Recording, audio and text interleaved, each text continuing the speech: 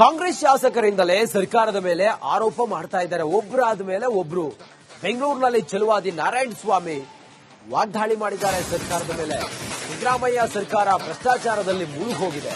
ಕಾಂಗ್ರೆಸ್ಸಿಗರೇ ಸರ್ಕಾರದ ವಿರುದ್ಧ ತಿರುಗಿ ಬಿದ್ದಿದ್ದಾರೆ. ಇವತ್ತು BR ಪಾಟೀಲ್, ರಾಯರೆಡ್ಡಿ, ಈಗ ರಾಜು ಕಾಗೆ ಅವರ ಸರದಿ.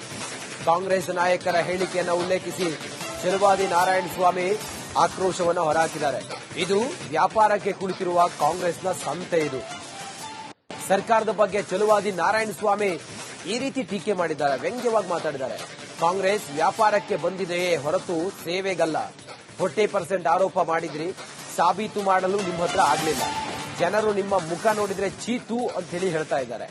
ಹಾಗಾದ್ರೆ ಮುಂದುವರೆದು ಏನೇನ್ ಮಾತಾಡಿದ್ದಾರೆ ಛಲವಾದಿ ನಾರಾಯಣ ಸ್ವಾಮಿ ನೋಡೋಣ ಬನ್ನಿ.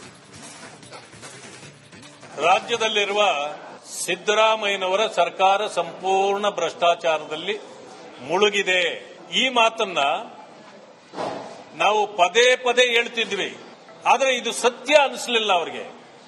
ಈಗ ಕಾಂಗ್ರೆಸ್ ಪಕ್ಷದ ಶಾಸಕರುಗಳೇ ಸರ್ಕಾರದ ವಿರುದ್ಧ ತಿರುಗಿ ಬಿದ್ದಿದ್ದಾರೆ. ನಂಬರ್ 1 ಭ್ರಷ್ಟಾಚಾರದಲ್ಲಿ ಕರ್ನಾಟಕ ಅಂತೇಳಿ ರಾಯರೆಡ್ಡಿ ಹೇಳಿದ್ರು. ಕಾಂಗ್ರೆಸ್ನ ಶಾಸಕರು ಮತ್ತೆ ಆರ್ಥಿಕ ಸಲಹೆಗಾರರು ಮುಖ್ಯಮಂತ್ರಿಗಳಿಗೆ. ಈಗ ರಾಜು ಕಾಗೆ ಅವರು ಹೇಳಿದ್ದಾರೆ, ಸಂಪೂರ್ಣ ಭ್ರಷ್ಟಾಚಾರದಲ್ಲಿದೆ, ನಾವು ಸುಯಿಸೈಡ್ ಮಾಡಿಕೊಳ್ಳುವಂತ ಪರಿಸ್ಥಿತಿಯಲ್ಲಿದ್ದೇವೆ, ಬಿಡುಗಡೆ ಮಾಡಿದ ಹಣ ಕೂಡ ನಮಗೆ ಬರ್ತಾ ಇಲ್ಲ ಅಂತ ಮುಖ್ಯಮಂತ್ರಿಗಳನ್ನ ಕೇಳಿದ್ರೆ ಹಾರಿಕೆ ಉತ್ತರ ಕೊಡ್ತಾರೆ. PCM ಮಂತ್ರಿ ಇಲ್ಲದ ಆರೋಪ ಹೊರಿಸಿದ್ರಿ, ಹರಿಶ್ಚಂದ್ರರ ರೀತಿಯಲ್ಲಿ ಮಾತಾಡಿ ಉತ್ತಮ ಆಡಳಿತ ಕೊಡ್ತೀವಿ ಅಂತ ಹೇಳಿದ್ರಿ. ಆದ್ರೆ ನಿಮ್ಮ ಮುಖ ನೋಡಿದ್ರೆ ಜನ ತೂ ಛೀ ಅನ್ನೋ ರೀತಿಯಲ್ಲಿ ನಿಮ್ಮ ಮೇಲೆ ಅಪಾದನೆ ಮಾಡ್ತಿದ್ದಾರೆ. ಇಷ್ಟಾದರೂ ಕೂಡ ಮಾನ್ಯ ಮುಖ್ಯಮಂತ್ರಿಗಳೇ, ನಿಮಗೆ ಉಪಮುಖ್ಯಮಂತ್ರಿಗಳೇ, ನಿಮಗೆ ನಾಚಿಕೆ ಆಗಿ ಬರ್ತಾ ಇಲ್ವಾ? ನನಗೆ ಅನಿಸ್ತಕ್ಕಂಥದ್ದು, ಮಂತ್ರಿಗಳೇ ರಾಜೀನಾಮೆ ಕೊಡಿ, ಮಂತ್ರಿಗಳೇ ರಾಜೀನಾಮೆ ಕೊಡಿ ಅನ್ನೋದಕ್ಕಿಂತ ಈ ಮುಖ್ಯಮಂತ್ರಿ ಉಪಮುಖ್ಯಮಂತ್ರಿ ರಾಜೀನಾಮೆ ಕೊಟ್ಟು ತೊಲಗಿದ್ರೆ ಭವಿಷ್ಯ ಸ್ವಲ್ಪ ಬದಲಾವಣೆಗಳೇನಾದರೂ ನಾವು ಕಾಣಬಹುದು. ಕಾಂಗ್ರೆಸ್ ಶಾಸಕರಿಂದಲೇ ಸರ್ಕಾರದ ಮೇಲೆ ಆರೋಪ ಮಾಡ್ತಾ ಇದ್ದಾರೆ. ಒಬ್ಬರಾದ ಮೇಲೆ ಒಬ್ರು. ಬೆಂಗಳೂರಿನಲ್ಲಿ ಛಲವಾದಿ ನಾರಾಯಣ ಸ್ವಾಮಿ ವಾಗ್ದಾಳಿ ಮಾಡಿದ್ದಾರೆ ಸರ್ಕಾರದ ಮೇಲೆ. ಸಿದ್ದರಾಮಯ್ಯ ಸರ್ಕಾರ ಭ್ರಷ್ಟಾಚಾರದಲ್ಲಿ ಮುಳುಗೋಗಿದೆ. ಕಾಂಗ್ರೆಸ್ಸಿಗರೇ ಸರ್ಕಾರದ ವಿರುದ್ಧ ತಿರುಗಿ ಬಿದ್ದಿದ್ದಾರೆ. ಇವತ್ತು BR ಪಾಟೀಲ್, ರಾಯರೆಡ್ಡಿ, ಈಗ ರಾಜು ಕಾಗೆ ಅವರ ಸರದಿ.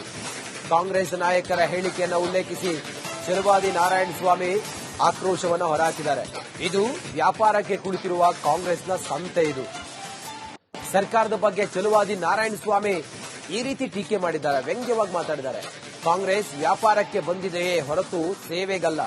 40% ಆರೋಪ ಮಾಡಿದ್ರಿ, ಸಾಬೀತು ಮಾಡಲು ನಿಮ್ಮ ಹತ್ರ ಆಗ್ಲಿಲ್ಲ.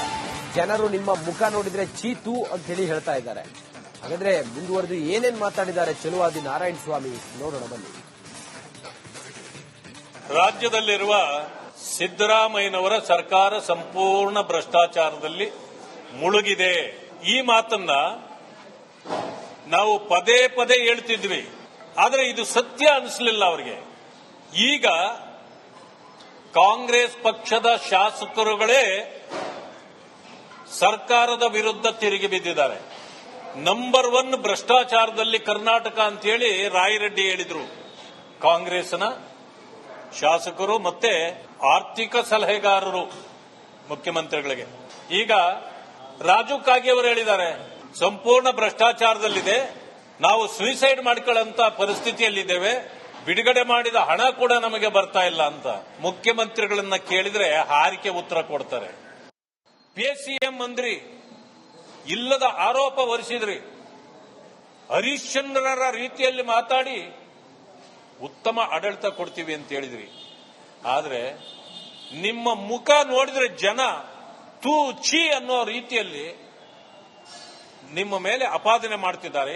ಇಷ್ಟಾದರೂ ಕೂಡ ಮಾನ್ಯ ಮುಖ್ಯಮಂತ್ರಿಗಳೇ, ನಿಮಗೆ ಉಪಮುಖ್ಯಮಂತ್ರಿಗಳೇ, ನಿಮಗೆ ನಾಚಿಕೆ ಆಗಿ ಬರ್ತಾ ಇಲ್ವಾ? ನನಗೆ ಅನಿಸ್ತಕ್ಕಂಥದ್ದು, ಮಂತ್ರಿಗಳೇ ರಾಜೀನಾಮೆ ಕೊಡಿ, ಮಂತ್ರಿಗಳೇ ರಾಜೀನಾಮೆ ಕೊಡಿ ಅನ್ನೋದಕ್ಕಿಂತ ಈ ಮುಖ್ಯಮಂತ್ರಿ ಉಪಮುಖ್ಯಮಂತ್ರಿ ರಾಜೀನಾಮೆ ಕೊಟ್ಟು ತೊಲಗಿದ್ರೆ ಭವಿಷ್ಯ ಸ್ವಲ್ಪ ಬದಲಾವಣೆಗಳೇನಾದರೂ ನಾವು ಕಾಣಬಹುದು. ಕಾಂಗ್ರೆಸ್ ಶಾಸಕರಿಂದಲೇ ಸರ್ಕಾರದ ಮೇಲೆ ಆರೋಪ ಮಾಡ್ತಾ ಇದ್ದಾರೆ. ಒಬ್ಬರಾದ ಮೇಲೆ ಒಬ್ರು. ಬೆಂಗಳೂರಿನಲ್ಲಿ ಛಲವಾದಿ ನಾರಾಯಣ ಸ್ವಾಮಿ ವಾಗ್ದಾಳಿ ಮಾಡಿದ್ದಾರೆ ಸರ್ಕಾರದ ಮೇಲೆ. ಸಿದ್ದರಾಮಯ್ಯ ಸರ್ಕಾರ ಭ್ರಷ್ಟಾಚಾರದಲ್ಲಿ ಮುಳುಗೋಗಿದೆ. ಕಾಂಗ್ರೆಸ್ಸಿಗರೇ ಸರ್ಕಾರದ ವಿರುದ್ಧ ತಿರುಗಿ ಬಿದ್ದಿದ್ದಾರೆ. ಇವತ್ತು BR ಪಾಟೀಲ್, ರಾಯರೆಡ್ಡಿ, ಈಗ ರಾಜು ಕಾಗೆ ಅವರ ಸರದಿ. ಕಾಂಗ್ರೆಸ್ ನಾಯಕರ ಹೇಳಿಕೆಯನ್ನು ಉಲ್ಲೇಖಿಸಿ ಛಲವಾದಿ ನಾರಾಯಣ ಸ್ವಾಮಿ ಆಕ್ರೋಶವನ್ನು ಹೊರಹಾಕಿದ್ದಾರೆ. ಇದು ವ್ಯಾಪಾರಕ್ಕೆ ಕುಳಿತಿರುವ ಕಾಂಗ್ರೆಸ್ನ ಸಂತೆ. ಇದು ಸರ್ಕಾರದ ಬಗ್ಗೆ ಛಲವಾದಿ ನಾರಾಯಣ ಸ್ವಾಮಿ ಈ ರೀತಿ ಟೀಕೆ ಮಾಡಿದ್ದಾರೆ, ವ್ಯಂಗ್ಯವಾಗಿ ಮಾತಾಡಿದ್ದಾರೆ. ಕಾಂಗ್ರೆಸ್ ವ್ಯಾಪಾರಕ್ಕೆ ಬಂದಿದೆಯೇ ಹೊರತು ಸೇವೆಗಲ್ಲ. 40% ಆರೋಪ ಮಾಡಿದ್ರಿ, ಸಾಬೀತು ಮಾಡಲು ನಿಮ್ಮ ಹತ್ರ ಆಗ್ಲಿಲ್ಲ. ಜನರು ನಿಮ್ಮ ಮುಖ ನೋಡಿದ್ರೆ ಚೀತು ಅಂತ ಹೇಳಿ ಹೇಳ್ತಾ ಇದ್ದಾರೆ. ಹಾಗಾದ್ರೆ ಮುಂದುವರೆದು ಏನೇನ್ ಮಾತಾಡಿದ್ದಾರೆ ಛಲವಾದಿ ನಾರಾಯಣ ಸ್ವಾಮಿ ನೋಡೋಣ ಬನ್ನಿ. ರಾಜ್ಯದಲ್ಲಿರುವ ಸಿದ್ದರಾಮಯ್ಯನವರ ಸರ್ಕಾರ ಸಂಪೂರ್ಣ ಭ್ರಷ್ಟಾಚಾರದಲ್ಲಿ ಮುಳುಗಿದೆ. ಈ ಮಾತನ್ನ ನಾವು ಪದೇ ಪದೇ ಹೇಳ್ತಿದ್ವಿ, ಆದರೆ ಇದು ಸತ್ಯ ಅನಿಸಲಿಲ್ಲ ಅವರಿಗೆ. ಈಗ ಕಾಂಗ್ರೆಸ್ ಪಕ್ಷದ ಶಾಸಕರುಗಳೇ ಸರ್ಕಾರದ ವಿರುದ್ಧ ತಿರುಗಿ ಬಿದ್ದಿದ್ದಾರೆ. ನಂಬರ್ 1 ಭ್ರಷ್ಟಾಚಾರದಲ್ಲಿ ಕರ್ನಾಟಕ ಅಂತೇಳಿ ರಾಯರೆಡ್ಡಿ ಹೇಳಿದ್ರು.